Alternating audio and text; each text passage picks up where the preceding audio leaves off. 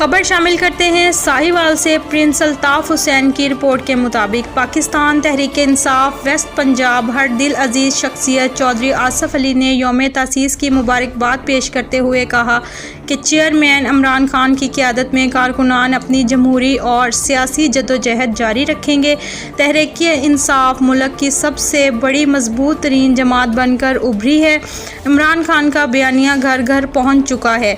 इन ख्यालात का इजहार शेर दिल रहनुमा सरदार महमूद खालिद खान खेतरान ने मिंबर कोर कमेटी राय हसन नवाज के हमरा ज़िले दफ्तर साहिवाल में यौम तासीस के मौका पर केक काटते हुए किया। उन्होंने कहा कि कारकुनान गली मोहल्ले में फैल जाएं और इमरान खान का पैगाम घर घर पहुंचाएं। उन्होंने कहा है कि स्टेटस को सल्तनत ब्लैकमेलिंग के बलबूते पर कायम है। वैसे भी सियासत पीडीएम के बस की बात नहीं रही, इसलिए इन्हें ऑडियो वीडियोस की दुकानें खोल लेनी चाहिए। इस मौका पर चौधरी आसफ अली उम्मीदवार कौमी असम्बली, मलक फैसल जलाल ढक्कू नामजद उम्मीदवार पीटीआई टिकट 199, राना आफ्ताब अहमद खान ज़िले सदर पीटीआई, चौधरी नोरेस शकूर खान, चौधरी अली शकूर खान और दीगर रहनुमा और कारकुनान की बहुत बड़ी तादाद भी मौजूद थी।